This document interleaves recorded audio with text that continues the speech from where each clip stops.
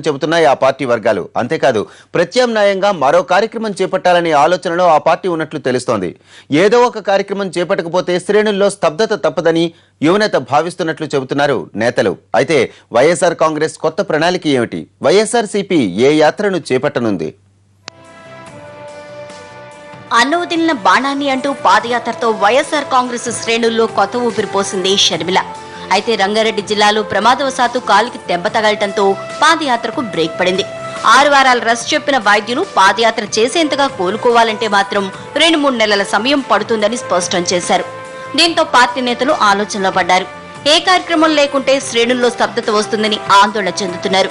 యువనేతకు bail ఎప్పుడు వస్తుందో కూడా అంచనా వేసే పరిస్థితి లేకపోవడంతో ప్రత్యామ్నాయ కార్యక్రమం చేపట్టాలనే అంశంపై కీలక నేతలు మొగ్గు చూపుతున్నారు.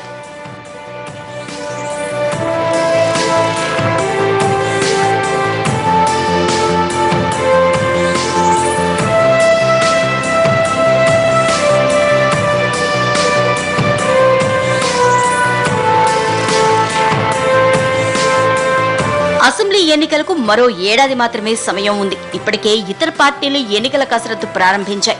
2014 టార్గెట్ గా పనిచేస్తున్న జగన్ ఆశలు ఫలించాలంటే ఈ ఏడాది వైఎస్ఆర్ కాంగ్రెస్ కు ఎంతో కీలకం. జగన్ భవిష్యత్తు, పార్టీ అస్తిత్వం ఈ ఫలితాలతో తేలిపోతాయి. అందుకే పార్టీ గౌరవాధ్యక్షురాలు దివంగత నేత వైఎస్ సతీమణి విజయమ్మ చేత బస్ యాత్ర చేపడితే సానుభూతి పవనాలు వీస్తాయని పార్టీ ఆంతరంగికులు గట్టిగా చెప్తున్నట్లు సమాచారం. ఈ మేరకు పార్టీ ఓ నిర్ణయానికి వచ్చినట్లు కూడా తెలుస్తోంది.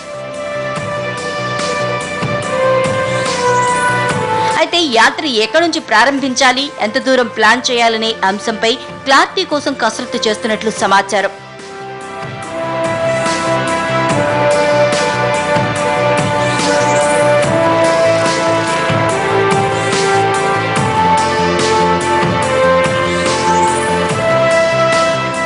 ఇదిలా ఉంటే ఏ కార్యక్రమాన్ని చేపట్టాలన్నా తుది నిర్ణయం తీసుకోవాల్సింది జగనే అంటున్నారు పార్టీ నేతలు. చెంచల్గూడ నుంచి ఆమోద ముద్ర లభించిన తర్వాతనే అధికారిక ప్రకటన ఉంటుందని చెప్తున్నారు వారు.